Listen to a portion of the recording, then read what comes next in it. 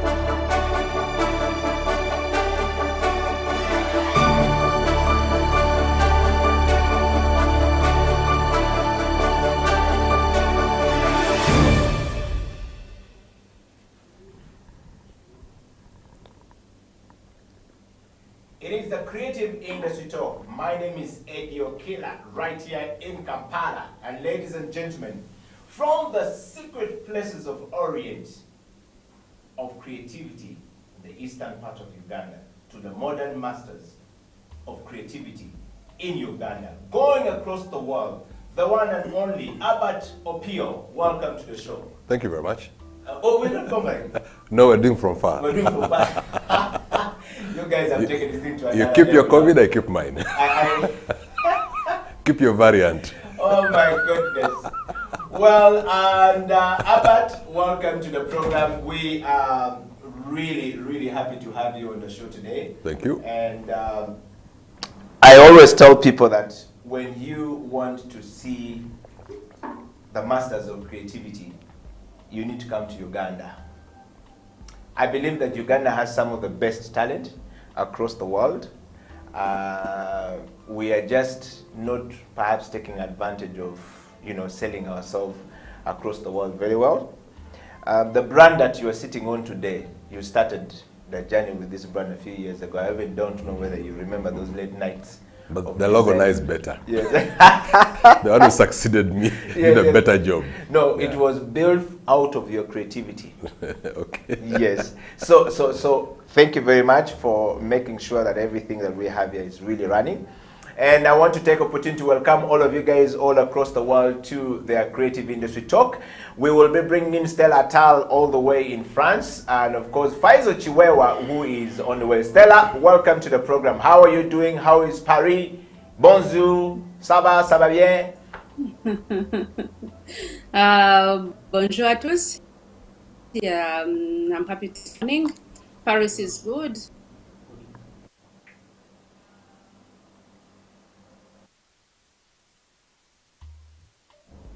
All right. Tal, I know that she's a distance away from Uganda. We know she's definitely going to settle. We are expecting Patricia Cahill from the Cahill Insights joining us on this conversation. And we want to start the show straight away. But I'll start by giving you a recap of what the program is about. And this particular discussion today is very key, going forward as far as creative industry in Uganda is concerned. We are looking at the UG creative sector. We're calling it the UG creative sector, and the challenges and the opportunity that lies in there. But Mr. Pio, the creative sector is one of the fastest growing parts of Uganda's economy. Over the years, and as a result, it offers very great opportunities to local business entrepreneurs or business people, as well as beyond, but particularly we're looking at the film industry, the TV industry, the sports, the games, as well as the digital marketing. But of course, not forgetting the advertising side where you started your career from and still is.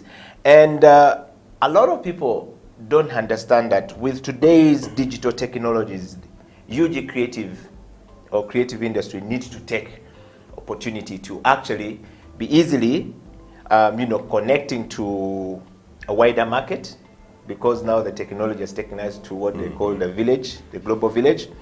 Find new distribution channels, as well as identify the global demand for creative products and services out of Uganda.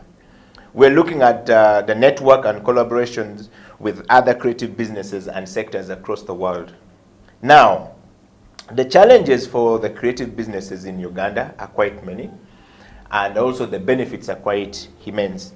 We're looking at the situation that surround these three things we've talked about: connect to the wider market, find the new distribution channels, and identify the global demand for creative, products and services, and networking and collaborations. Mr. Pio, before we dive deep into this discussion, we would like to know, who is Albert of Pio in a nutshell? Albert is jack of all trades now.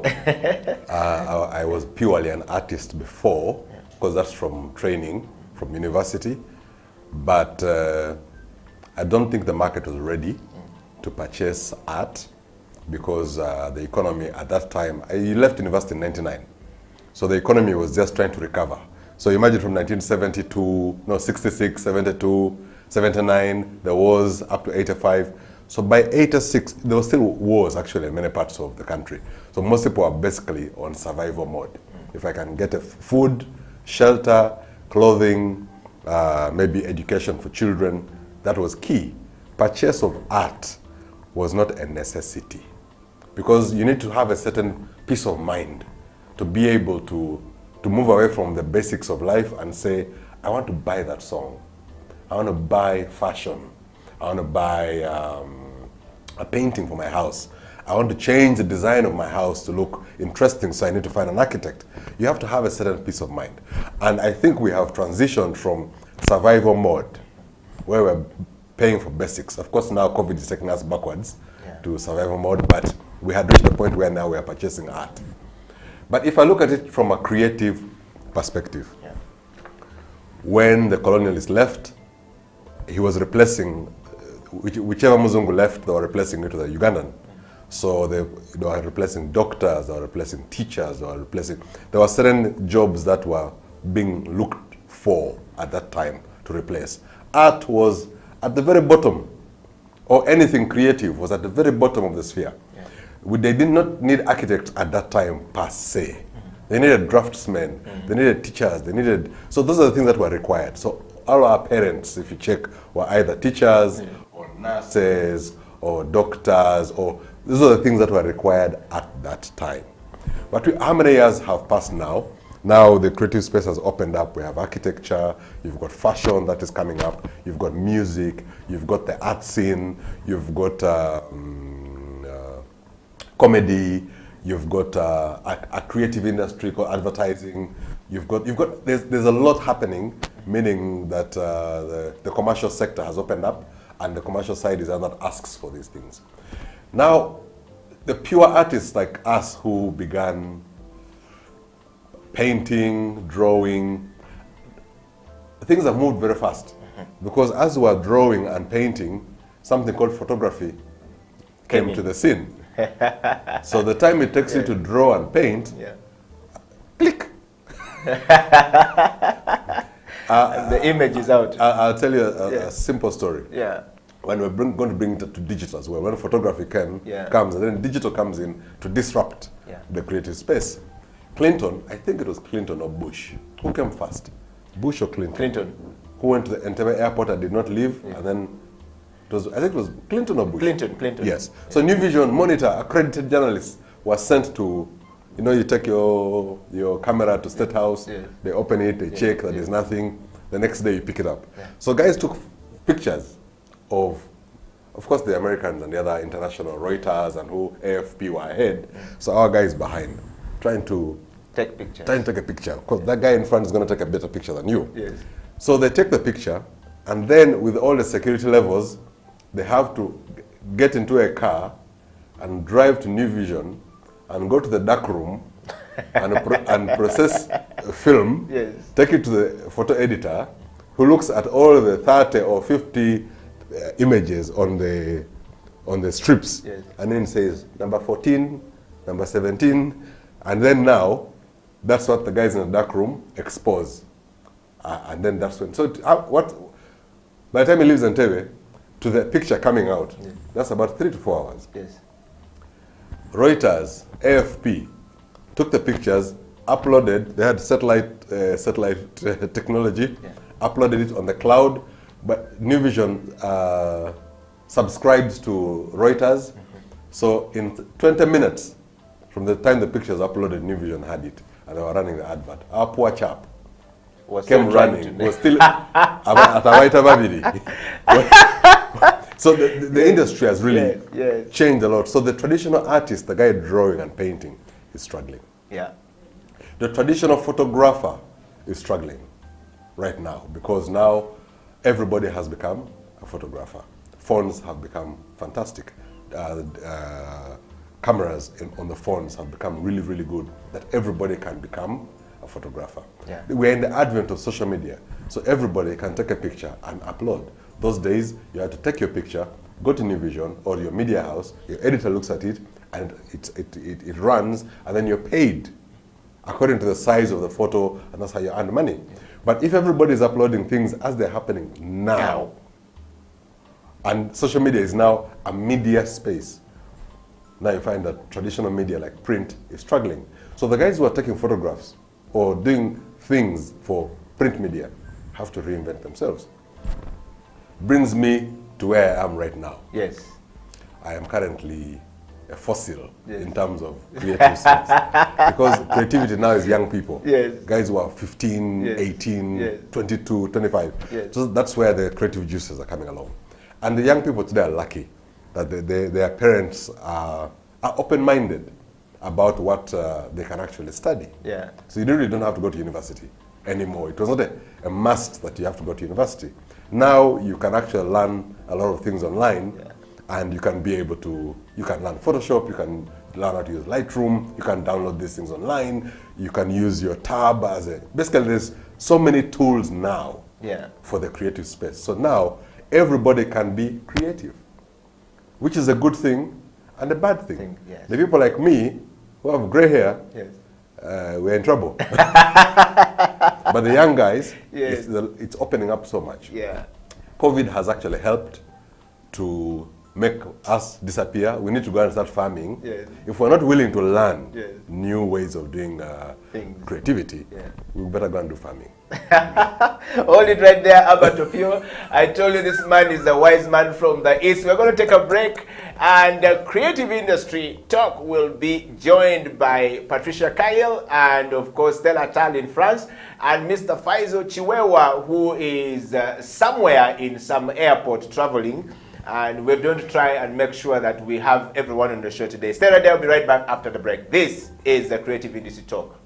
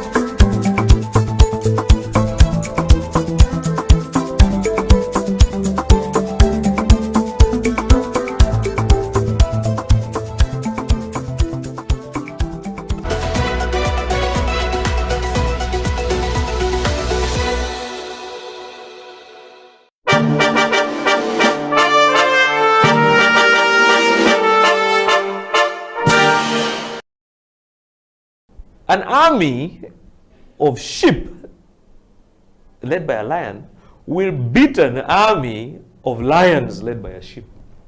That's a fair. So let's be very honest about this thing, and really understand that you need to understand where you lie and where you fall. So it's very important for us to understand that leadership has to be definitive. You can't be laissez-faire. It has to be definitive. You have to be strong, just like a lion. You know, when a lion meets an elephant or a buffalo or whatever, the buffalo and all these animals run away. And yet, by the way, they are stronger than the lion. They are heavier than the lion. They are more intelligent than the lion. They are taller than the lion. They run away. The lion, because of its attitude, it sees lunch. That is a leader. Mr. Tony Trav, thank you very much for coming to the CEO bench. And I want to ask you, so if you were elected the President of the Republic of Uganda today, what would be your first State of Nation address? Now, as you look into the camera and close the show. I think my first State of the Nation address would first of all to... I think I'll just close it down.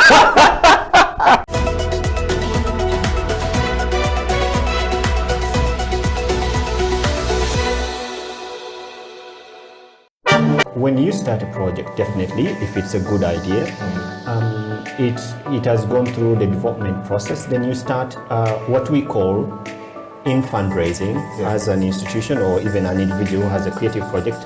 There is what they call fundraising, and that is if it's a public good, it's a common activity. If it's a business, that's a different thing. So when you're doing a business, creative business project, you're not asking for funding, you're asking for investment. People just get turned off by Like, just being asked. You know, you just come and say, Paizo, give me money. I'm like, who are you? You know? why should I give you? Why should I? What is it? How do I get them to know that I exist? You're not asking yet, but you're just trying to check in, to test the waters and see how whether it's possible. I've met Faisal, I know Eddie, I can, we've had a conversation, I trust what he's going to do. Yeah. So that trust is built within that asking. Honestly, the money is there. There's a lot of money, and those who know how to find it, they always find it. But then you find others saying, oh, that one is taking our money. Yet you didn't make an effort to find it. We have sleepless nights. I wake up at 2 a.m. to write applications, proposals. I try to balance my office daytime and my fundraising time and all the other things. So you really have to make an effort. The US has just put out a call. The State Department has just put out a call for support for a collaborative grant between the US and Uganda. It's for institutions, it's for individuals, for practitioners that are interested in exchanging ideas and knowledge between US and Uganda specifically. And it's quite between $5,000 to $50,000. So it's available. I talked about earlier about the SCP fund, which was introduced already here in Uganda before COVID, I think. And finally, we got British Council and HEVA managing this fund for East Africa.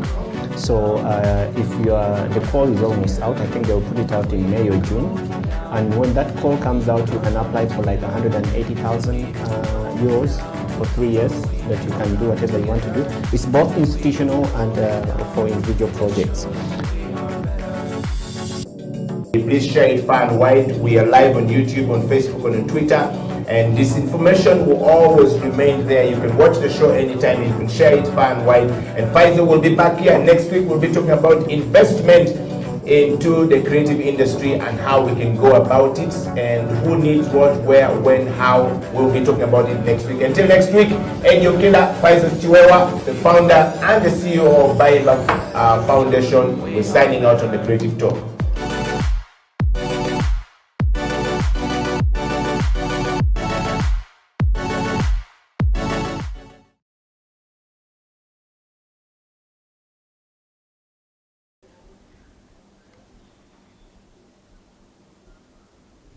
Welcome back to the program. My name is Eddie Okello, and this is the Creative Industry Talk.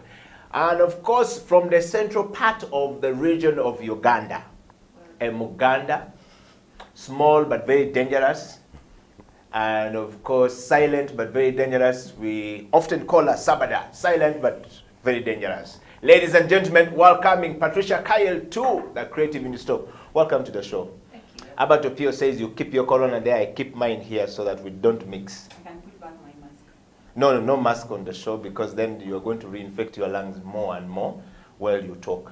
Really? Yes. Okay. Yes. Know you guys? Yeah. We'll be looking away. Yes. And of course, we are going to look into Stella Tal all the way in France. Stella, how are you doing?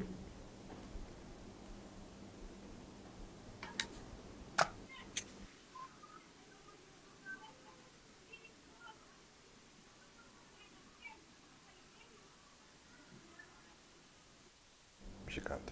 Stella, are you able to pick? There is an internet problem in France today. Stella, can you hear us? Yes, I can. All right. So, Stella, I want to take you straight to the question I asked Abato Pio. Growing up as a creative person, who is Stella Atal? And of course, as a local, creative mind, fashion designer, visual artist, yes. Can you tell us who is Stella? Like you've heard from Abato Pio, that journey of, coming out of the university, and then he feels like the technology is edging him out. New people are coming, but he's fit and he's ready to go on. The young people are energetic enough. Opio is still energetic. How about Stella Tal? Stella Tal, like I always say, she's a fashion designer and a visual artist. I may not say so much about my growing up because there is a lot that I've faced as a creative after I grew up than I faced when I was growing up. When I was growing up, everything depended on what my parents wanted me to be like. But then when I grew up, I saw that what my parents wanted me to be like, it wasn't what I was supposed to be. So you have to pave your way towards what you want to be. And it was really like a tough journey. Like I didn't hear what Opio said, but being a creative, most of the parents in Africa don't believe in creative children at home. They want you to be like the neighbor's child. They want to be like the relatives. And when we're growing up, if you're not an engineer, you're not a doctor, you're not like a lawyer, then you're nothing to the family. But for me, I knew I was an artist. I had a talent, and coming from a creative family, I knew there is no way you're going to force me to be a doctor. That is not me. So when we got into the industry, actually, I started when I was still in school. I don't know if Opio remembers, I used to work for Cassava Republic. That time I was still in high school. And I worked with Peter Tim for many years. He really nurtured me. He encouraged me. Then from there, I went to Nairobi. I did graphic designing, majoring in printing and packaging. That was the time of us using floppies. If you tell, and the new generation right now, graphic designing we did was about the floppy drives, and then they force you to do like editing, Photoshop using like those apps that were really really complicated. But I may say that that really shaped me, and that was for us more of the organic training that we went through, which is not actually available right now. And I have to say, like, I'm privileged to have gone through that, because I can talk much about the origin of the creativity that we are practicing right now. And then when we were starting like professionally in Uganda, that was the time when all the technology was coming up. Phones were being introduced. We didn't even know how to use the phones. Emails, we didn't even know what emails. We had to go to, I remember there was a cyber cafe on a Radio One. And then there was another one, I think it's still there, near Christ the King. And you go there, they have to teach you how to create like an email address, how to use it. And then once in a while, of course, the Western world was already into the system.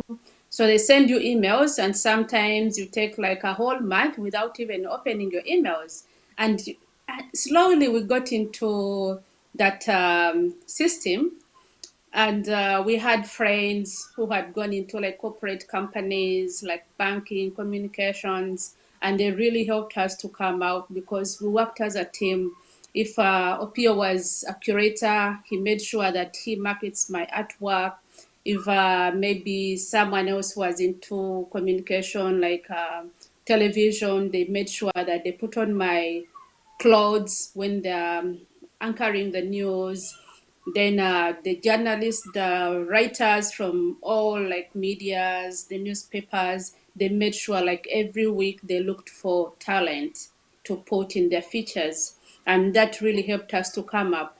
Knowing that we were creative, yes, but then without the support of these people, we wouldn't have made it to where we are right now. And for me personally, the way I really made it, I took advantage of my clients around me. Because yes, I was a great designer, I was a great artist, but then I didn't know the market part, the business part of what I was doing. But then within my circles, I had clients who worked with the banks, and I used to go to them and ask them, how is banking? How does the banking work? What is it? Why is it important in the creative sector? Then I have people from the marketing, the auditors, the accountants. I would go and seek knowledge from them. That is how I've managed to be who I am right now. But the challenge is we are outdated, I think, like what Pio said. If we don't venture into some other creatives, then we cannot compete with a new generation because it is so aggressive.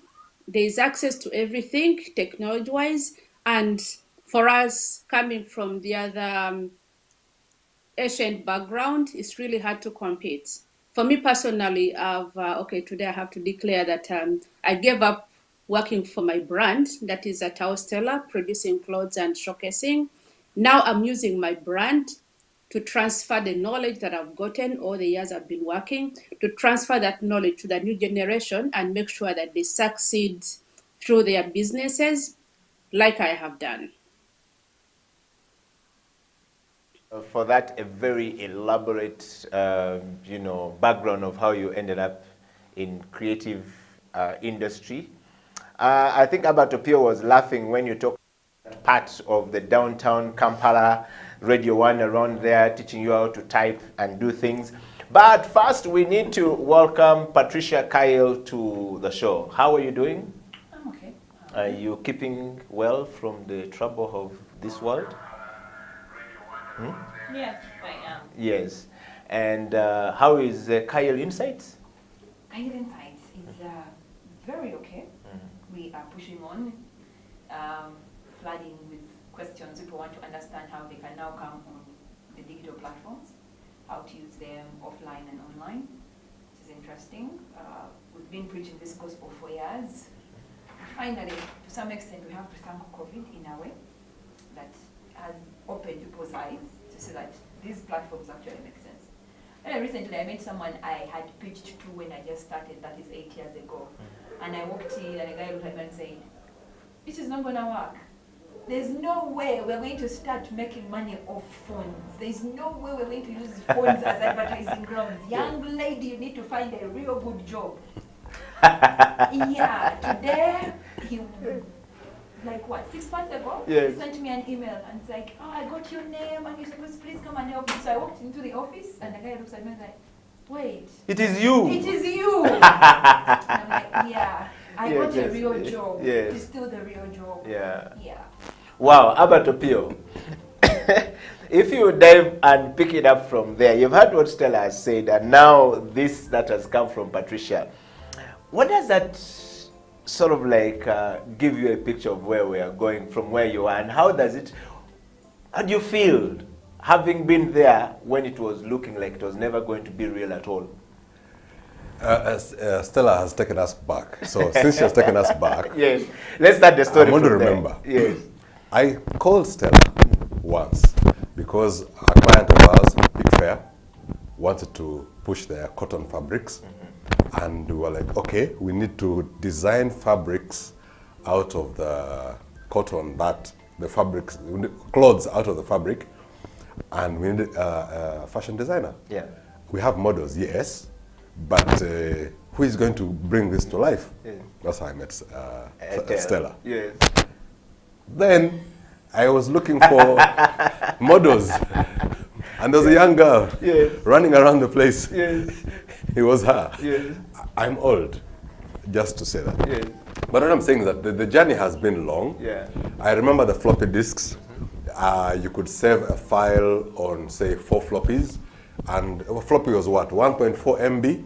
Yes. But you couldn't go beyond 1.3? Yes. Or the floppy would crash. Yes. So, so if you had a 5 MB file, Yes. which is typical photos on your phone right now. Yes. Yes. Yes. One picture is 5 MB. Yes. Then artwork was 5 MB. Yes. So you put floppy 1. It loads up to 1.28. Yes, yes. Please insert Yes, yes, floppy yes. number 2. And until you finish. And Yes, then yes. you have to number All them. of them, yeah. Because if you put the wrong one, Yes. then you're going to spend an hour Yes. trying to figure out Which one goes first. Yes. It I was remember stress. my first job when I was sent with that thing, and the artwork that came out didn't turn out well. My God, I was almost fired, even killed. Yes. So then as soon as I left university, Yeah. painting, brushes, that was my thing. And then we come out, and then there's a thing called computers. Yeah. Like, okay, that has changed everything. Because when I was leaving university, they were training the lecturers. Yes. So lecturers On how to use the on how to use a computer. So when we graduated, we were the last. Yes. So the guys were learning. For us, we got out the next year. Yeah. That's when computers came. And the computers were like, what, 6? For, I don't know. Yeah, no, in the whole art school. Yeah. So there had to be some formula on how everybody uses the computer. It was crazy. So I had to go to a cafe, again, internet cafe. Those are the people who had computers. Yeah. They were modern. Yeah. They had computers, they had the software, so you pay, and then you learn. And then it was a journey of teaching yourself and going through all these processes. But then we had people who are professional photographers, because then they shoot the photos, they bring them to you, you edit the software, you lay out in the whatever. Even the software, we're using Corel Draw, Corel Photo Paint. It changed. I started Photoshop 5. Yes. 5, 6, 7, 8, 9. So you never went from 1 10. to, yes. Then from 10 we went to Creative Suite. Yes. 1, 2, 3, 4, 5, 6, 7. Then now we're going to CC. Yes. So we were from the Old school. old school. Old school, You could yeah. save a file and it doesn't open because your software either is too old or it's too new. Thank you. So my old school self up to now, when I design something, I design it for software two generations below. Yeah. Because I do not know who on NASA Road or which printer, how updated their software is. And that's where I beat the young people. Wow, that's how. Because when I send a file to the printer, Yeah. rarely Yeah. will I get a phone call. Wow. That it cannot open, it cannot do this. And the young people right now have all the tools, they're extremely creative, and there are some things where if I, take photography today. Yeah. Then, we had a guy called Gibbons, Mzungu guy. Yeah. Would want to take a shoot, Uganda Telecom wants to do a shoot, a thematic campaign. Then the guy's like, when do you want this? When was July? August I'll be on holiday with my family. That'll be 3 weeks. Then after that, maybe we'll do August, September. But 4 weeks, sir. So yeah, September I'll be available. You moved your campaign and you start to find other things to do. Until As you wait for September. the photographer to come from holiday with his family. Yeah. You get? Yeah. Today, you go to Shutterstock, you go to freepik.com, you go to 123RF, Yes. you go to Cobis, which was bought by... Yes. You just pick your phone. You can do that, Pick your yes, phone, but yes. you see, Yeah. professional quality photographs Yeah. are now $10, Yeah. $15, $100. And I pay now, it starts downloading now. So meaning, I can come up with an entire campaign in one night. I go home and sit down, my internet is on. Let me tell you about 2006. Oh.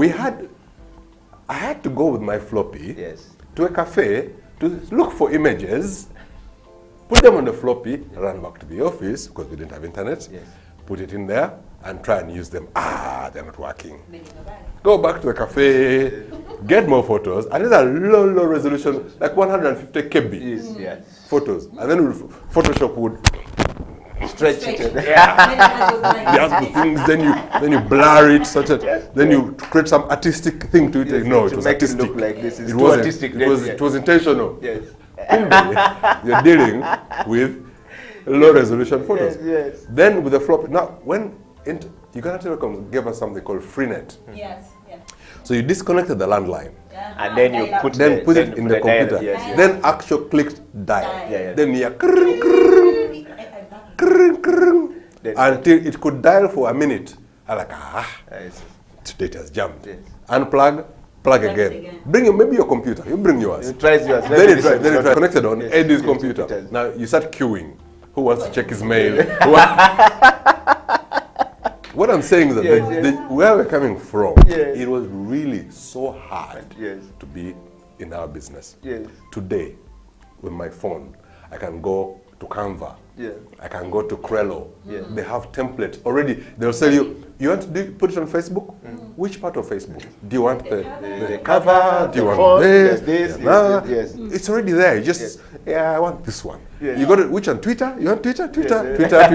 As you just pick one. Instagram. Yes, Do you have your own images, or we give you? We give you an image. Do you have fonts? Yes. But we don't have ours. Font. So you basically Color correction. now, Yes. the I was talking about this, I don't know when, that I'm getting out of this business. No, okay, not getting out, but Yeah. technology is pushing It's throwing me out. out. Unless I learn. So what the industry is going into now, especially with challenges like COVID, is that many businesses are going online. People no longer have shops. People are going selling children's clothes online. Jumia has actually forced people to think that way. Everybody's putting their things on Jumia. It's becoming like Amazon. Yes. Yeah. Because whatever you have, you just put it online, and this thing, Somebody Amazon thinks. of Africa. Jumia, right? Yeah. So things are being disrupted. Now you order for food from Mama Nakas, and it comes on self-border. Before you had to actually go You to go to Seven Mama Chais. Kachala. Seven Chais in No, one forget that. That day. was near. No. Do you remember Mama Kachala down in Katwe? Yes. Where you'd go and there would be a section of corporate guys and a section of low-end guys and a section of the So they go to in the corner there, yes, too loud. Linda go katono sebo, tucha serving abana bani okweno side. So things have Yes. really changed. Yeah. If you look at chefs, there's a guy called Balamaga Rogers. Yes. He's a lawyer, Yeah. but he likes cooking, and he posts it on social media.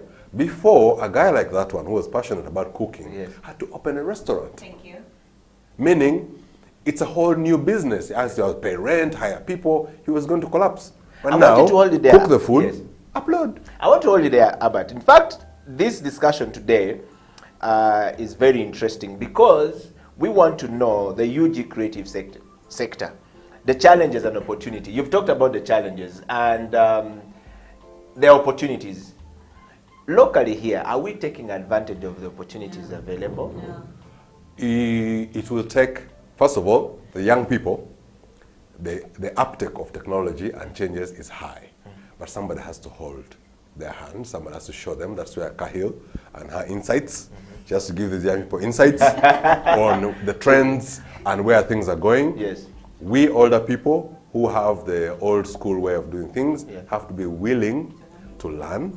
And if, because of it's now online, meaning I can do work for everyone. But that also means my game has to go up. Yeah. And there's no excuse today. If I do not know how to use Photoshop, Yeah. there are videos Did you? Yeah. that will teach me Photoshop. Yeah. If I do not know how to use Illustrator, there are videos that will teach me step by step until I learn. Basically, almost all software is available. The challenge now is about the creativity. Now, we guys who went to art school were taught certain tenets of design, how to come up with design, Yeah. like the way photography is, and rule of thirds, Yes. don't center. There's certain things about a craft Yes. that someone must learn. Yes. The software is there. It will But help you doesn't to have do this. that. But it doesn't have certain, so there has to be a certain process of learning. And the beauty about it even today, they're available online. YouTube is the best teacher these days. Everything you literally search for, YouTube will give it to you because somebody else has asked for it. Yes.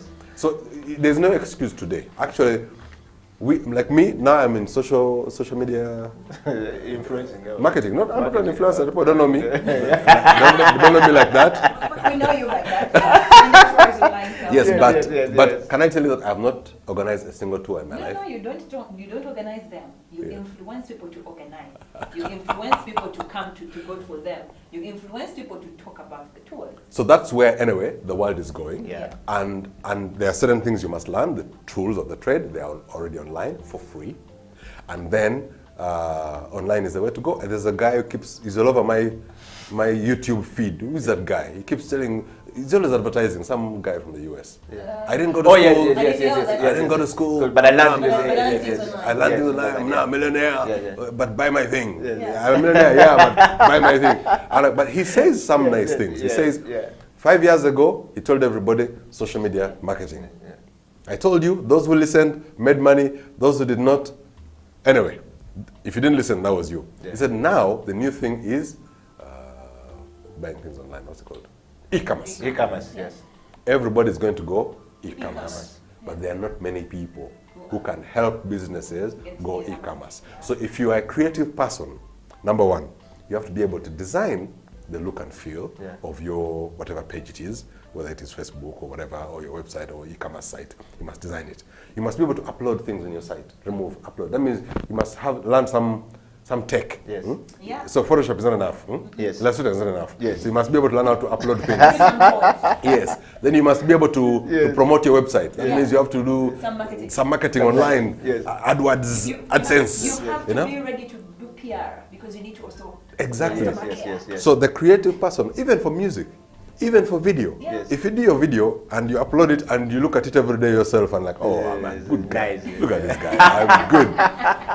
What are you going to do? You're going to die. Now, people are being paid for the number of views that are available online. Yeah. I follow a football guy, a Manchester United guy. He started with when I joined, he had about 150,000 followers. But he really needed to get to 500,000. Because I think at 500,000 is when You start getting money. some money Starts kicks in. coming, yes. He now has hit 1 million. I think he's not looking back anymore. Yeah, of course. He's hit 1 million, and I get annoyed for the number of ads that are running On that his, side. on that channel. But that's how he makes money. Yeah. So, what is he? He's just a guy who likes Manchester United. And he just talks, hello guys, Manchester United, we're going to buy this player. Oh, it's Solskjaer. No skill whatsoever, but there is YouTube, there is content, there is everything. So he has picked Manchester United as a topic, and he's twice every day, and now he has 1 million views. That guy now is influential. He has become a media personality. Things have changed. So we older people have to learn the new tricks of the trade. I have to enroll to Cahill Insights.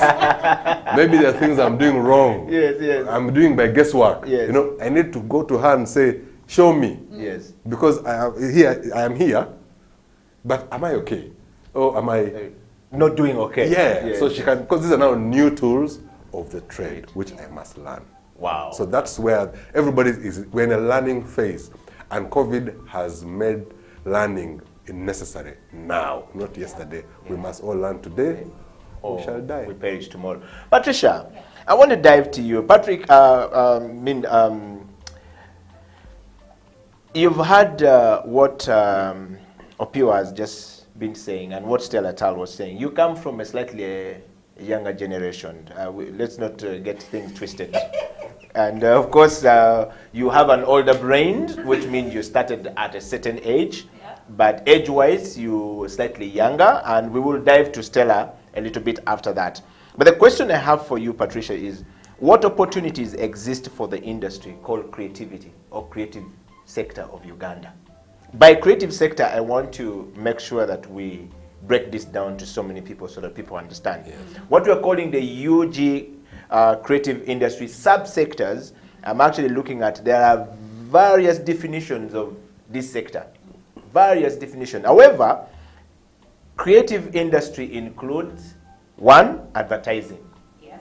Opio has already talked about the architect or the architecture. Yeah. Yes, the architect is the one who does the stuff. Then the architect is the one who does the stuff. The architecture is the one who is the actual learning of the work, not so? Yes. Yes, because people often confuse that. Crafts, which Opio has talked about, art and craft. Designed and designer fashion, which is Stella Tal. We're going to dive to Stella on that one. And there is digital and entertainment media, which is where we are, getting some of these things and putting it out. When Opio has done something, there's video that needed somehow, there's audio that needed somewhere that needs to get there. And film, video, and photography, publishing of that work. If you have a book, you publish it, you need a designer for it, you need a writer for it. And then the software and electronic publishing is also there. You go to television and radio, which is also here, where we're seated right now. And lastly, you have music and visual and performing arts. Now, Faizo Chiwewa is going to tackle that in a minute. But Patricia, I want to know if there are any opportunities that exist amid this COVID-19 situation we're in. It looks like the local industry is crying of help, help, help. But do we know where we want to go, or where we want to go? Do we have what it takes to get there? Like Albert has said, that if we don't learn, then the learning will find us and finish us. Are there opportunities, in short? There are very many opportunities online. Very many. I've been online since I was 12 years old. You know this already. And going through that system. 12 years old. Did your father own the internet itself? Dial-up situations. Like, yeah, we have suffered with that one. But I grew up in this, the whole online sector, growing through it and knowing how it evolved and came up with different platforms and understanding how they work, the connections that they have. The opportunities have been actually available ever since then, just because now they are just widened and broadcasted further and growing because of the different platforms that have come through.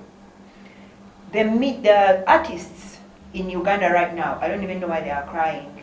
Is it because they don't know that the platforms are there to help them? Because I remember during lockdown, Elijah Chitaka came up with a way of how to watch a show. Yes, it was working very well. God forbid the government decided to do things to the internet, but that was a nice step forward to get into using the platforms. Buy a ticket online, get your seat, watch in your house, buy your internet. Like the discounted, you know, we used to pay 50K for a concert. Now you're just paying 10K. The other rest of the finances, buy your internet, buy your popcorn, your beer, whatever you needed to watch, and sit in your house and watch that show. That is another nice way. The other way is uploading music. You're not making sales. Really? We are all online, Storyfy, iTunes, Apple Music. There are very many platforms that are holding our music. Why is Ugandan music not on those platforms? Why aren't we actually selling our music on there? I will give an example. Recently, a client walked to my place and said, Kahil, you've been online for a long time. I have this music. Please find a platform. And it was easy. I did the thing in 2 days. We were done. The music was up. They are buying her music in Nigeria. Ugandans are not even buying it, but Nigeria. You see, now, here, Ugandans are not picking into those kind of opportunities. How do you market yourself? What are you speaking online? What's the problem of coming up with a mic and just sitting in your house? This is what TikTok is doing. And very many artists are coming out of TikTok.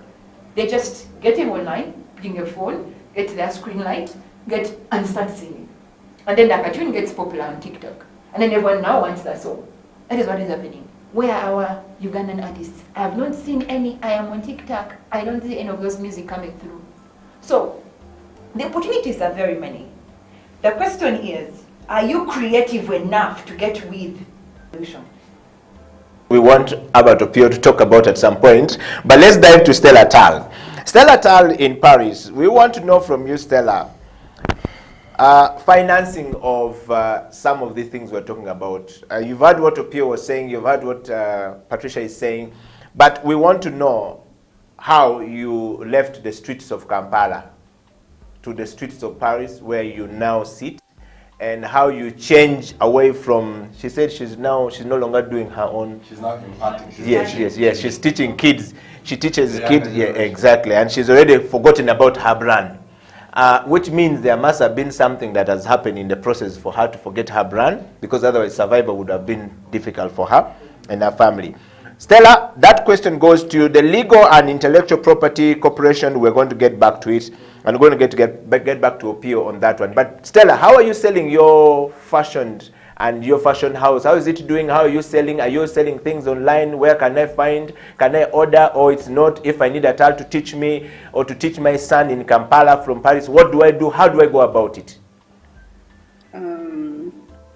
Actually, for me to change from taking time promoting my brand to where I am now, it's been like COVID that has made me realize the other part of me, which is training. Because before I came here in 2016, and literally I traveled every single weekend. I had shows every single weekend. I was never home. The only time I was home is when I was maybe like Monday to Thursday, and I used the time to produce collections that I was going to showcase the following Friday or the following weekend. I've been to so many countries that some of them are even just, it's like a dream that I've been there, because you just get there, you showcase, you leave. And in 2019, actually slowed down. I was like, I'm moving so much. It is too much. Can't I do something that really makes me sit home for some time? And that's when COVID came in, because you never even have like holidays. When I'm here, the 4 days I'm here, Monday to Thursday, you're creating at work, then you have other programs you're running in schools here, the community, and you basically like on your toes 24/7. So when COVID came in, actually I remember I was going to Sudan. There is a program I'm doing in Sudan, the fashion program, and it's trying to help the Sudanese fashion designers promote fashion through their culture on the global level. And I was insisting, yes, I have to go. So everyone was like, no, Stella, all the countries are closing down. That was March last year. And I was like, yeah, but no, everything has been like in place. Everyone is waiting for me. I have to give a presentation, this, that, ticket bought, hotel booked. And then everyone looked at me. They're like, Stella, you're not going anywhere. I said, I have to go.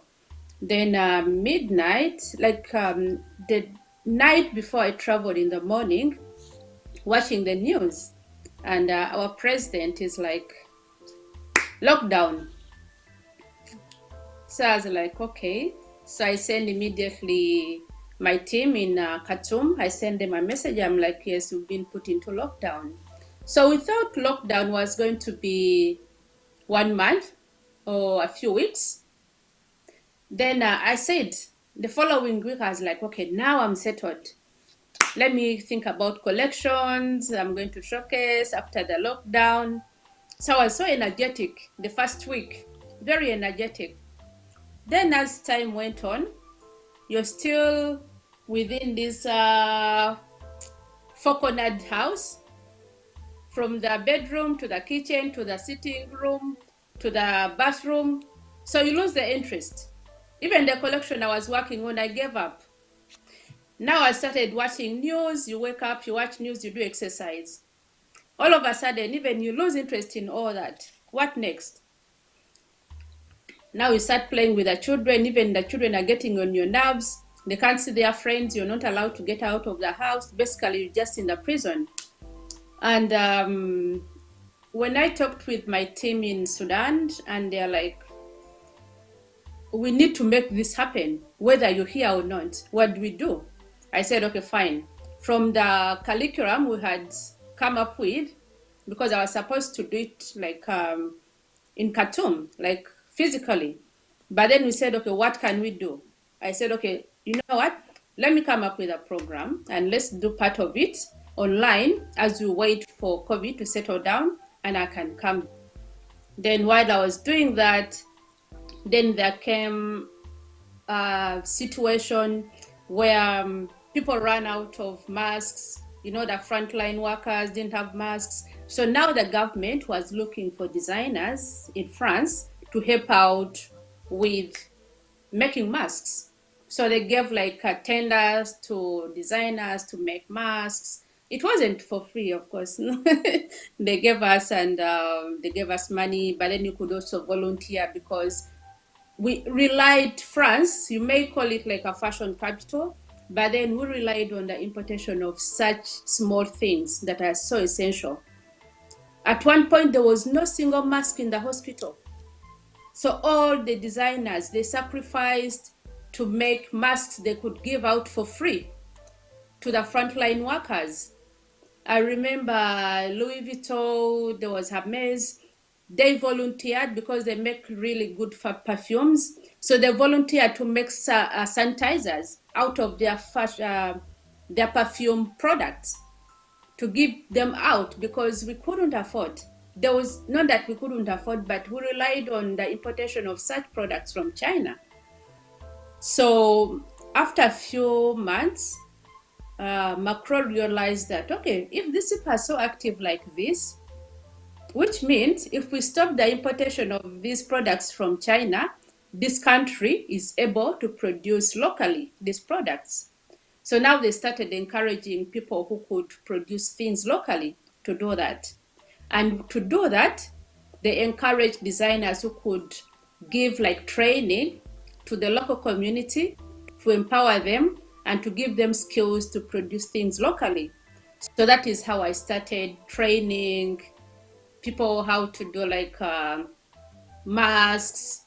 Then you train them how to like start marketing their products.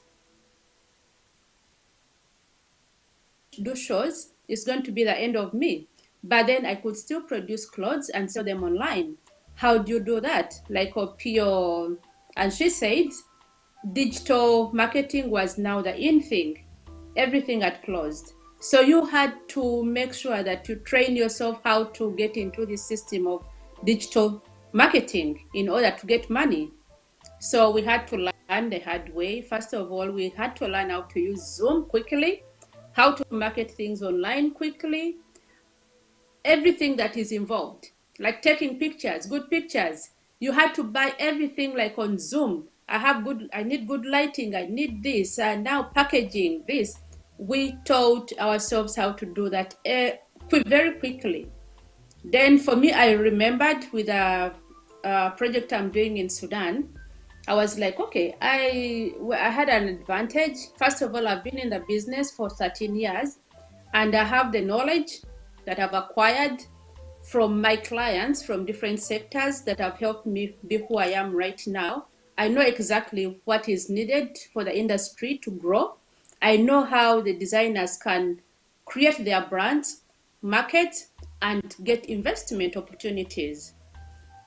So I came up with modules that can help designers start their brands, market them, and take them onto the global market, but also train them in the financially, like economic, not economic, but how do I say?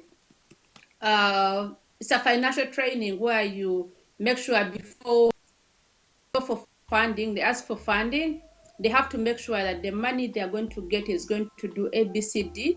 And when I do ABCD, this is how I'm going to pay back. And you have to make sure that you pay back. And we have many platforms that are helping out with that. There are many platforms that have come out to help fashion designers. We have Fashionomics, which is based in Abidjan. It's under the Africa Development Bank, and it is giving funding for fashion designers, but you must know how you're going to use the money. So they give you training in financial, financial courses, enabled for you to manage your funding and be able to pay back the money. Then we have Equity Bank in Kenya under HIVA, which is also helping out. And then we have, of course, the Goody Center, Alliance Française, we have the EU, we have the Unique, and these are all platforms. And during COVID, they've really, really helped fashion designers be productive and find for them avenues where they can sell their artworks online when they are seated at home. Much, Stella. Wow, what a journey right there. You had to learn all of these things. So basically you had an undergrad and a postgraduate diploma, and then you went to masters and you got a PhD immediately. By the time COVID was done, she had everything. First of all, she had a PhD in managing children, because she said at some point we were getting into her nerves, and so and then the space inside the house was very short, became too short. She said, it's called what? Crocodile area. Well, this is the Creative Industry Talk. We're going to take a break, and when we come back, Albert Opio, Stella Tal in France, and Patricia Cahill right here in Kampala. And hopefully we'll be able to touch base with Faizo Chiwewa, who is on a connecting flight, to be able to talk about some of the opportunity as far as the coordination and collaborations are concerned. How do you do it? Faizo is the founder and artistic director of Bayimba International Foundation. that completely sprung out of Uganda to the rest of the world and is doing an amazing stuff. Lunkulu is a place to be if you're in Uganda. Surprisingly, there are many white people and many people flying from all over the place to go to Lunkulu to shoot their film. Ugandans don't even know that. We'll be right back after the break.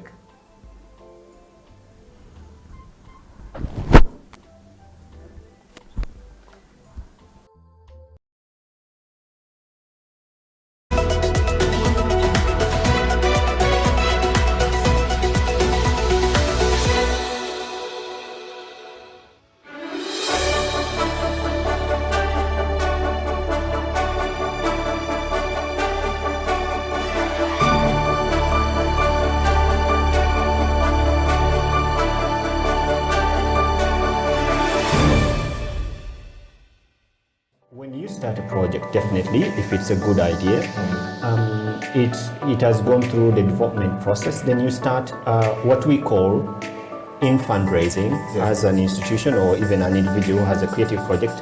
There is what they call fundraising, and that is if it's a public good, it's a common activity. If it's a business, that's a different thing. So when you're doing a business, creative business project, you're not asking for funding, you're asking for investment. People just get turned off by just being asked. You know, you just come and say, "Why do you give me money?" I'm like, "Who are you?" You know, why should I give you? Why should I? What is it? How do I get them to know that I exist? You're not asking yet, but you're just trying to check and to test the waters and see how whether it's possible. I've met Faisal. I know Eddie. I can. We've had a conversation. I trust what he's going to do. Yeah. So that trust is built within that asking. Honestly, the money is there. There's a lot of money, and those who know how to find it, they always find it. But then you find others saying, "Oh, that one is taking our money." Yet you didn't make an effort to find it. We have sleepless nights. I wake up at 2 a.m. to write applications, proposals. I try to balance my office daytime and my fundraising time and all the other things. So you really have to make an effort. The US has just put out a call. The State Department has just put out a call for support for a collaborative grant between the US and Uganda. It's for institutions, it's for individuals, for practitioners that are interested in exchanging ideas and knowledge between US and Uganda specifically. And it's quite between $5,000 to $50,000. So it's available. I talked about earlier about the SCP fund, which was it was introduced already here in Uganda before COVID, I think. And finally, we got British Council and HEVA managing this fund for East Africa. So if the call is almost out, I think they'll put it out in May or June. And when that call comes out, you can apply for like 180,000 euros for 3 years, that you can do whatever you want to do. It's both institutional and for individual projects. Please share it far and wide. We are live on YouTube, on Facebook, and on Twitter. And this information will always remain there. You can watch the show anytime. You can share it far and wide. And Faisal will be back here next week. We'll be talking about investment into the creative industry and how we can go about it and who needs what, where, when, how. We'll be talking about it next week. Until next week, Eddie Okila, Faisal Chiwewa, the founder and the CEO of Baeba Foundation, is signing out on the Creative Talk.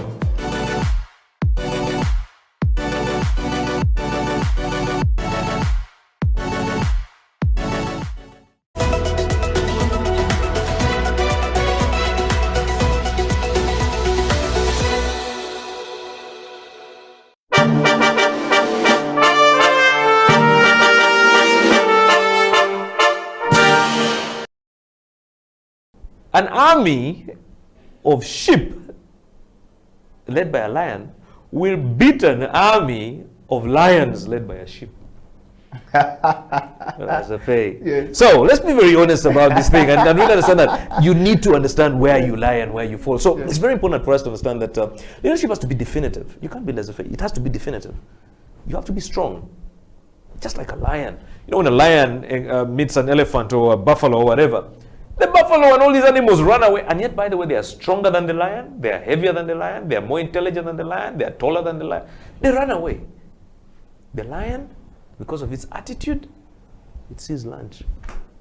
That is a leader. Mr. Donald Trump, thank you very much for coming to the CEO Bench. And I want to ask you, so if you were elected the President of the Republic of Uganda today, what would be your first State of Nation address now as you look into the camera and close the show? I think my first State of the Nation address would first of all to... I think I'll just close it down.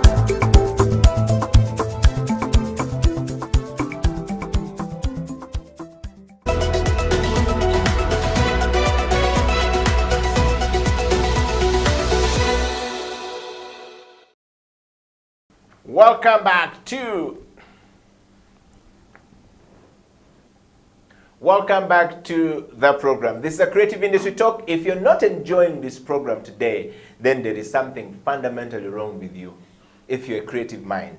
And if you're not creative around this time of the show itself, then you're probably not a creative person, because these guys have shared so much about how you can navigate the challenges, tap into the opportunities, and be able to cross the border with your product or with your creativity and sell your product. Well, Albert Opio, Cahill, Insights. Opio said we should call you like that because we have to come for Insights itself from on how to survive online, because this is the only time she's very relevant to us right now, because she's been there since she was 12. And some of us are learning when we are 40. So you can imagine the difference between the situation we are going through. Well, welcome back to the program, guys. And Stella Tal in France, thank you very much. I want to just take you guys through this. While there are many benefits come out of the digital advances, so does one of the major challenges, okay, for the industry. And I would like to say this: the global competition from the film production to design to new international centers for creative businesses all across the world are developing rapidly across the globe. All right, and that's the fact. I mean, you've heard from Stella the story of France not being able to, they survived so much on import of this stuff from China, and COVID-19 came and hit, and then all the creative people are now at the forefront to try and make sure that we have the mask for the first-line, health workers to be able to use.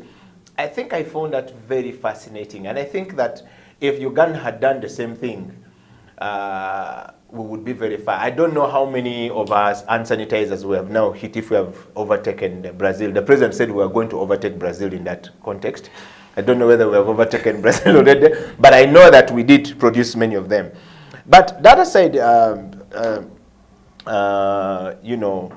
Patricia and Albert, this thing is also making it quite harder for small businesses to enter the new emerging market, which means you have to be sharp enough, you have to be smart enough, you have to be like Albert Opio.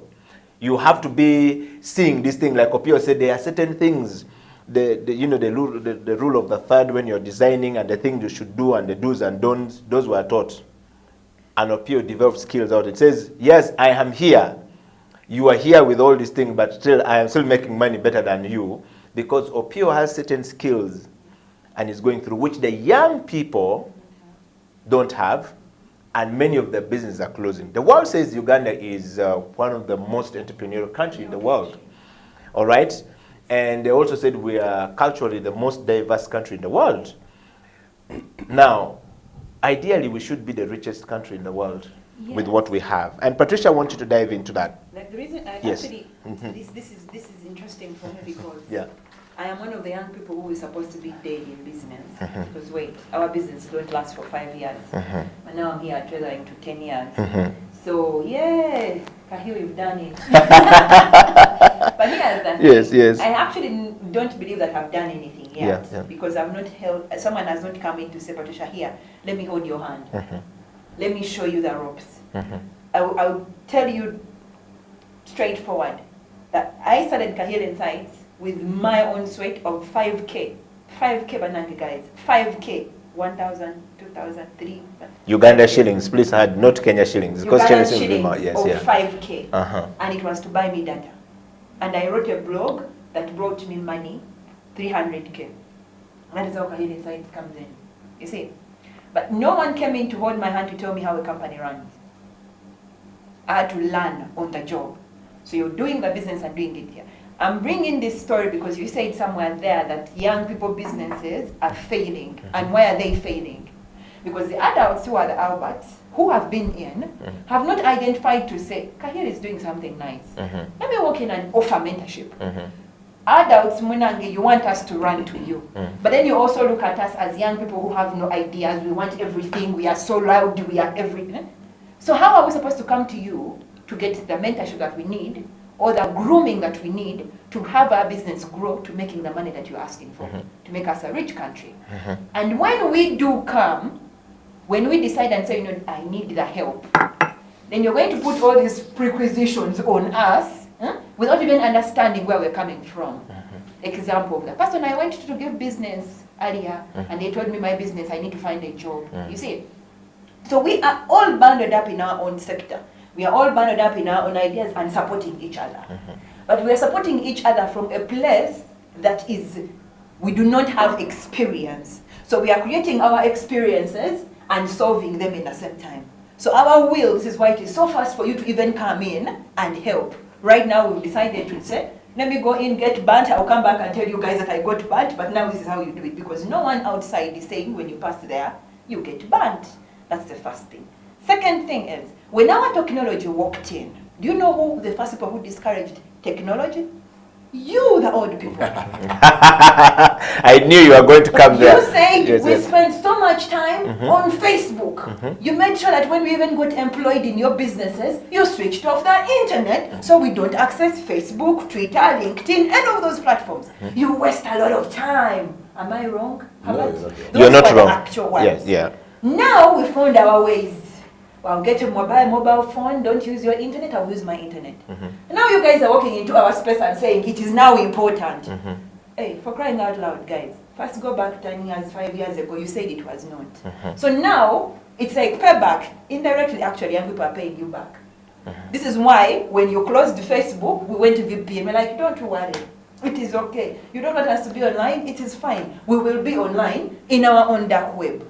You see, what I'm trying to show is, the adults, or the government, or whoever is in power in whatever way, you're not making it safe enough to say that this is necessary for the country. Right now you're putting 12% on the internet, beginning 1st July. And how do you expect the creative industry of I cut my shoes, and I tailor my clothes, I have a Facebook page, and now my internet that I was working at, I was paying 100 MBs at what, 2K? Now I'm going to put 2.5 for 100 MBs. How is that removing money from my profits? So that you who is asking for the economy to grow, the economy can grow. And where is my 500 of the 12% on the internet coming back to help me? Because you're not even investing back in my small sector business, my creative business at all. You see, even like a small thing, you would have said, okay, I'm giving you free internet to grow. You're not enabling it to grow. You're closing the platforms I'm working on. Ugandans, the biggest percentage of Ugandans are on Facebook. They use Facebook for almost everything that they need, but it is blocked. When we want now WhatsApp, you also want to close WhatsApp because it's where we are sharing all the videos. Now where do you want us to make money from? We're the creatives. Wow. Well, Albert Opio, I know you are itching to jump in there, but I want to say something. Sometimes also the young people are nasty. The word is, who taught us? the word is nasty. Who is the adult who taught us? You see, Who is the parent? Who is the parent who taught us to be nasty? Sips coffee. Please, when you're blaming the visualize your children. Yes, the reason why I'm saying this is because sometimes, I know you said about mentorship that wasn't there. Actually, I was mentored. You know, and I come from a generation of the class of 1983-84. Were you mentored in the technology? Yes. Well, I was mentored. Reason being, my attitude towards my mentee was good.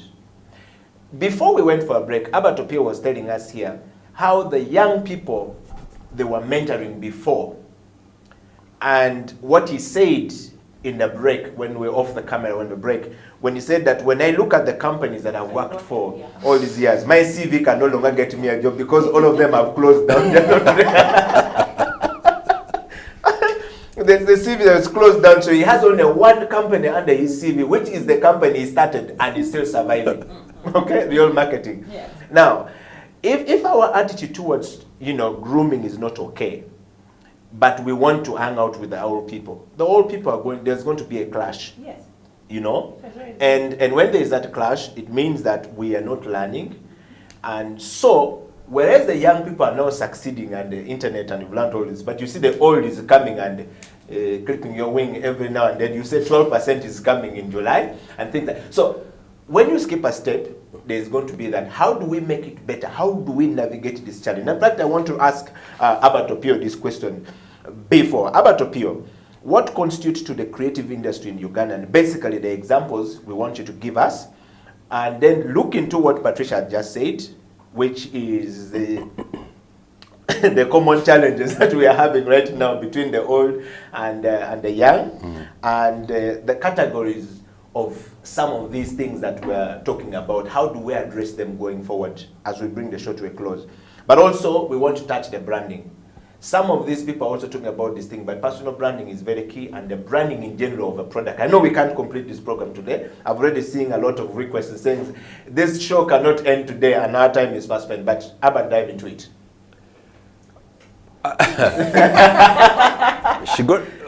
Patricia got so passionate Yes. about these old people. Yes. But I can look at it from a different perspective. Yes. There will always be challenges that young people find. Either it's regulation or it's people who are not yet ready for the changes that are coming. But young people are dynamic. Young people they're just built to find a way around things. When our parents put the phone in the box and said they were very happy that no one has called, we found a way of calling. That was old people that time regulating us. But we found a way. We found a way, yes. Watching the deck, go to your parents' bedroom, remove it, make sure everything, remember where everything was, come and watch, then 4:30, guys, put it back, clean, remove fingerprints. You get what I'm saying? That there will always be challenges for young people getting into a new space. Because that time when it was a deck, parents did not understand what a deck was. Why are we wasting power? That time it was wasting power. Now we are talking about wasting data. You get it? So that time it was power, this time it is. So there will always be something which kind of hinders the young people's ability to change. But look at me. I use 1 GB of data a day. I think 300 of that is used to look for money.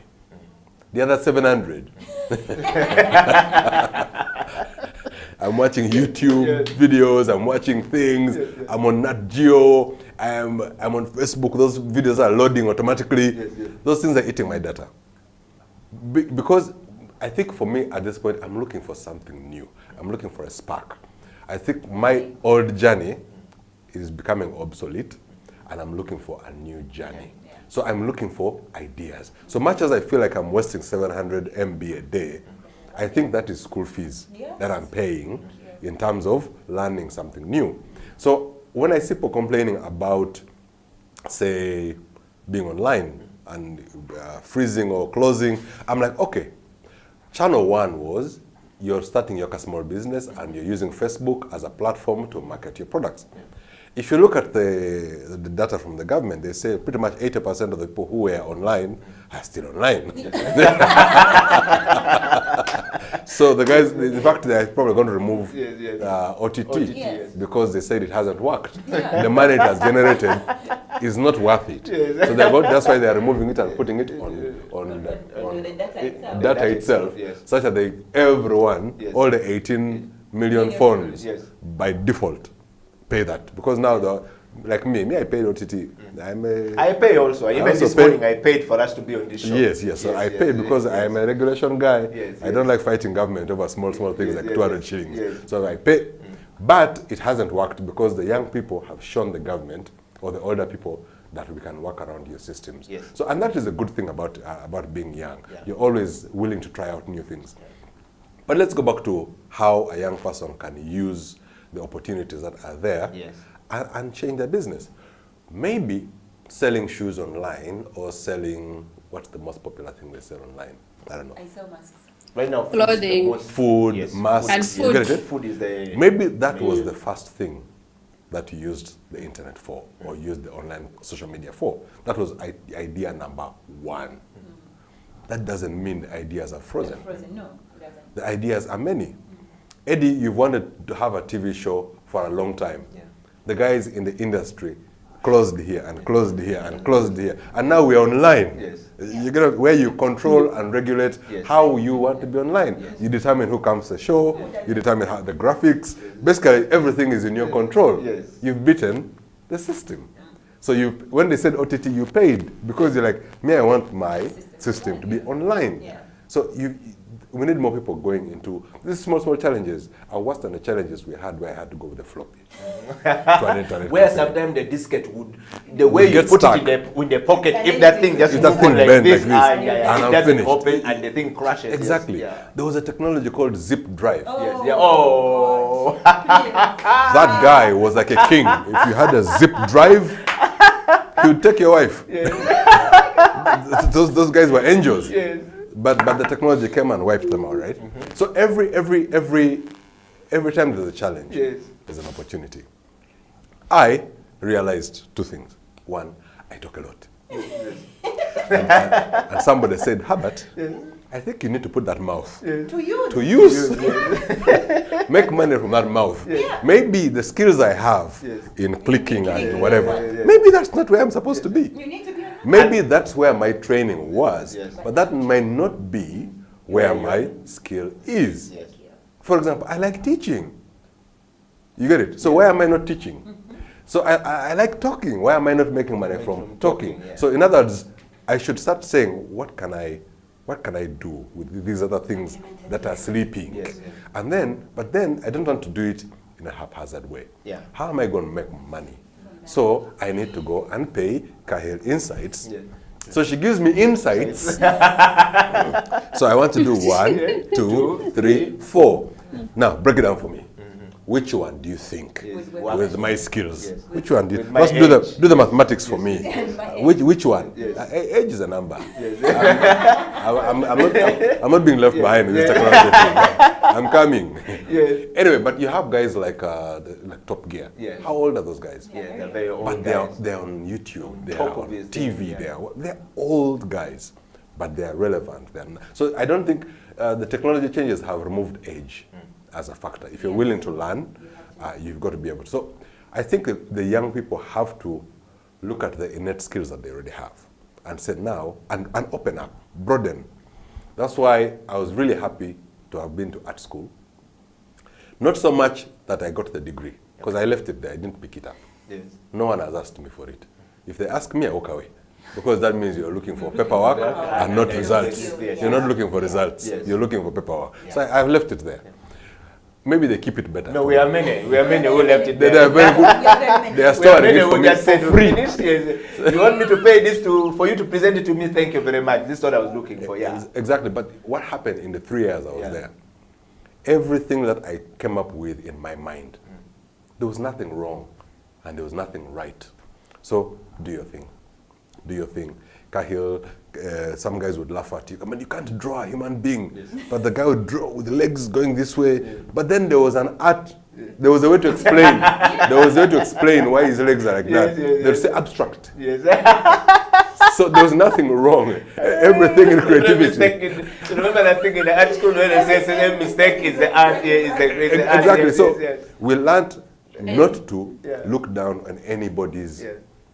So if you draw things funny, we look for the good thing in that funny. So there was an elective called objective study, Yes. which was exactly what it was. Yes. Objective Study. study. So they'd get a goat. I'll give you an example of a goat. They get a goat and like, there is the goat. We're not saying compete with the camera Yes. to draw the goat. Yes. But what do you see? And everybody sees the goat differently. Yes. So someone like, maybe I started the mouth. And then he focuses on the mouth only. And that is his skill. And I'm like, I want to see how, I'm not sitting down. So the goat, of course, doesn't stay in one place. yes. You know, goats are restless. Goats are So moving. standing, lying. Yeah, So yeah, in that time, pick what you think is your thing. The next day, they killed the goat. The week later, they killed the goat. Yeah. Then the goat is there, dead. What do you see in that goat? A week later, the goat is rotting. There are flies. It's smelly. What do you see in the goat? in the goat? What is the beauty out of that? Until we reached bones.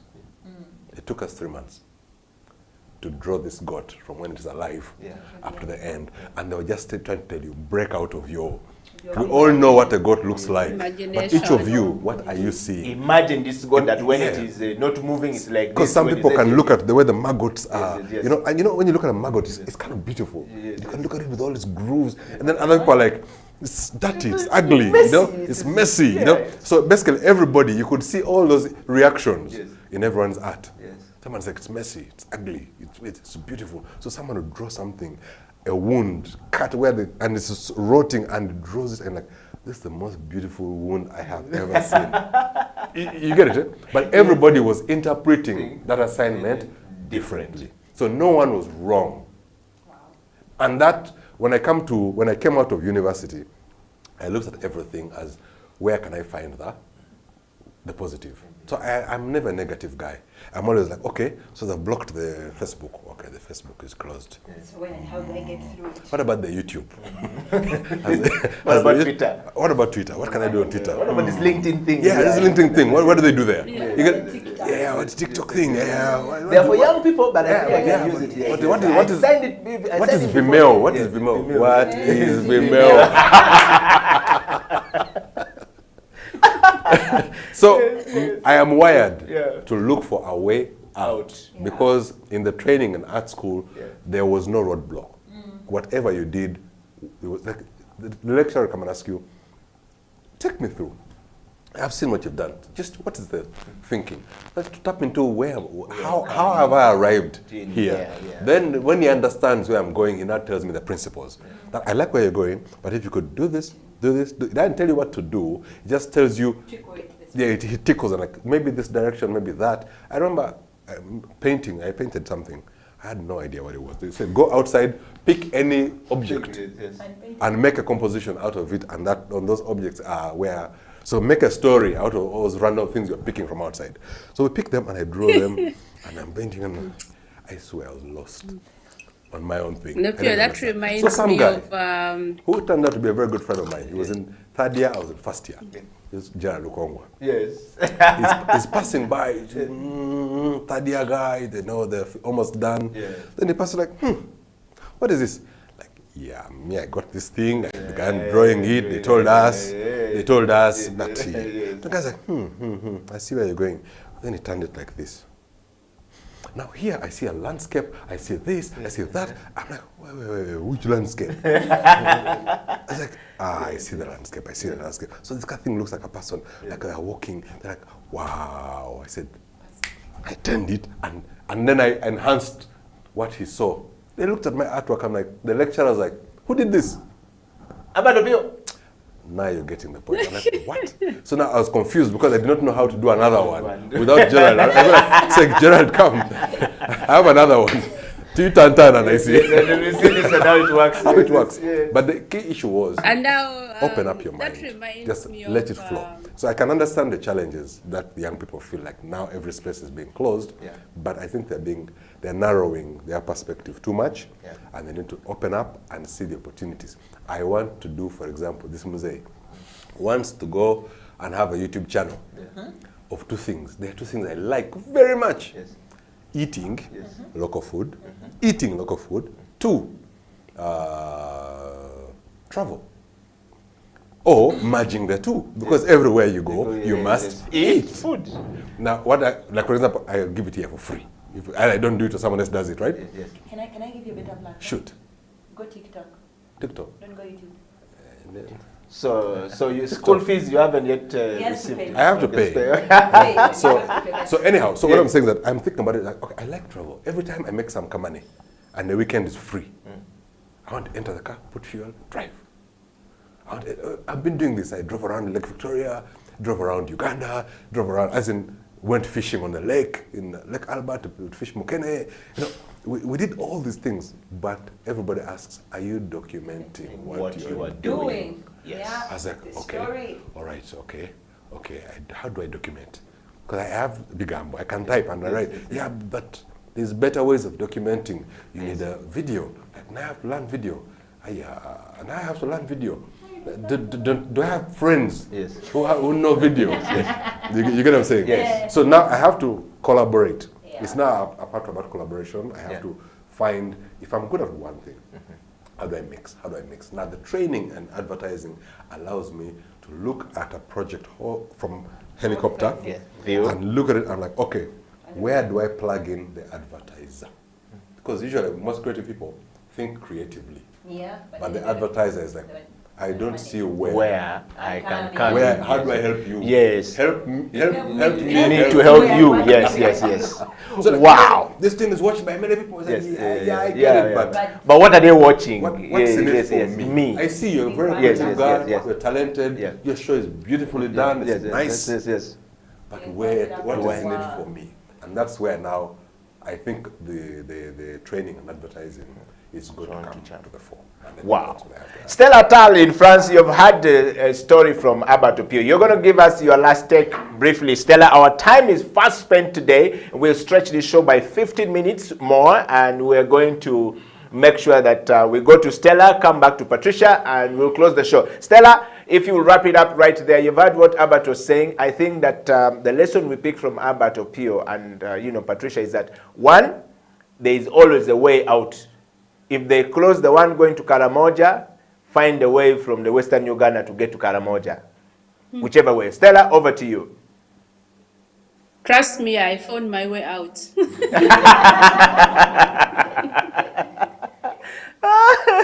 Yes. This comfort zone, I didn't know that there was this part of me, the trading part of me. But for me, waking up and sitting in front of the computer, trading children from all over the world, makes me feel like the knowledge I'm passing on is really relevant in the development of areas. And we have been appreciated, the fruits of the students who have undergone my training, what they're doing right now. Just after a few months of training, it makes me feel like I've been seated on a talent I never realized. And thanks to COVID, that it made me get to this side of me, which is passing on my knowledge that I've acquired for the last 13 years and passing it on to the new generation and helping them out grow their brands. For me, I feel proud about that. And I feel we haven't discussed so much about what we wanted to discuss today. And I would love to continue from here because there is a lot that we can share with the new generation and there's a lot they can learn from us, much as they call us old age, ancient people, but there is a lot. And when Opio was talking about like training in a university, I remember, I don't know which university he went to, but I remember at Makerere when we had Maria Chizito, he used to take us out for nature painting. And then you go to the field and then he tells you, I want you to draw this. And then he gets there and then you've drawn something different and he's going to bang your head like this and you're like, shit. He was really tough, but then he wanted us to get some information that we're not doing. Like I draw something, he's telling me to draw a mountain, and then he's telling me to draw what I'm seeing. But what he's seeing is a mountain and trees, but me, I'm seeing something different. So I'm drawing something different, and when he comes, he's going to get two of you who have done a mistake, and he's going to bang your heads. And it's so hurting that you have to wake up and get to know exactly what he wants you to learn, which is not in the modern way of training, because you're not supposed to beat children. You're not supposed to hurt them. So it is very complicated. Even sometimes when I go training, I remember when I was still in Uganda, I was given an offer to train at Heritage. But then the challenge I got, the children were not really into the art class because they loved art. They were into the art class because they didn't have any other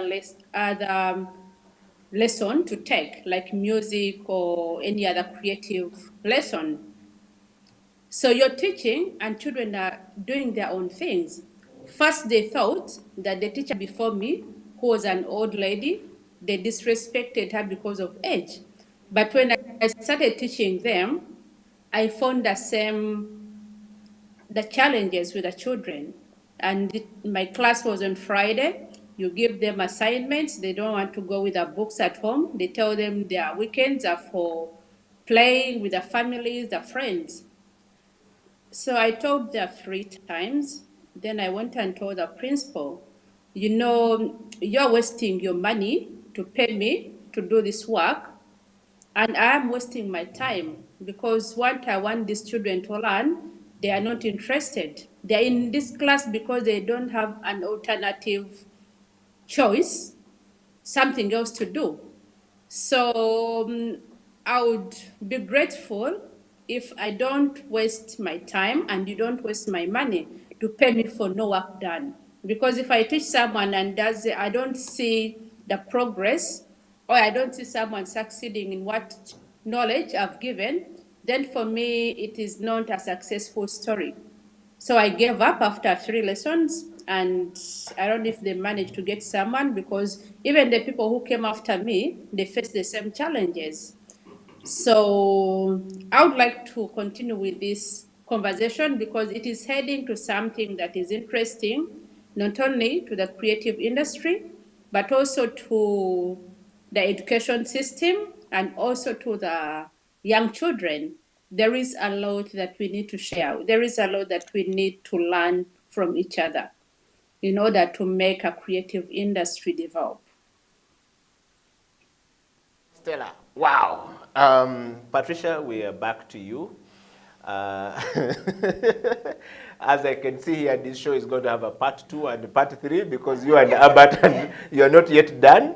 And of course, now that we know Albert is looking for new skills or training, I would like to facilitate the process of you giving Albert Opio this lesson live on television so that his contemporaries can see him learn from you, pick insights from Kyle insights on how to document his travel and how to go on Creative Industry Talk live here. We're going to plan it up and see how it works. But over to your final. Okay. Using Herbert as guinea pig. Yes. One of the things that if you're coming online, you already have a product.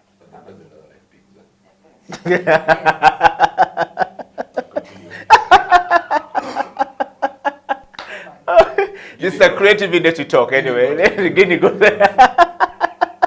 Anyway, so the Creative Industry Talk, yes. You have already your creative idea that you want to bring on online. Yeah. Question is, you need to find out where your best audience would be. Who is your best audience and why are they your best audience?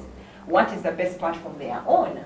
And what is required for you to build those platforms? The reason why I say TikTok earlier is because it is intense. It's at the moment, it's growing. You need to get into something that is riding already, that's something that has been around all, that people need to search you in. You need to be someone who attracts, not someone who markets. That makes sense. Makes sense. Yeah. So TikTok is an attractive place because the algorithm there is giving everyone information as you ask for it. Like if I go in and I say Uganda, I'll get everything that Ugandans are giving without them advertising for themselves. Locationally, TikTok can kind of taps into your location and then gives you according to what you are. Let me say if you put Uganda and then put, I'll give an example on my side. My TikTok name is in Korean. I type everything there in Korean. So I get a lot of Korean content. Once in a while, they drop in a Ugandan content because then my VPN maybe came back home and gave me the line. But then again, before the VPN side, they were giving me Korean content because of the names and the things I was writing at. So you see keywording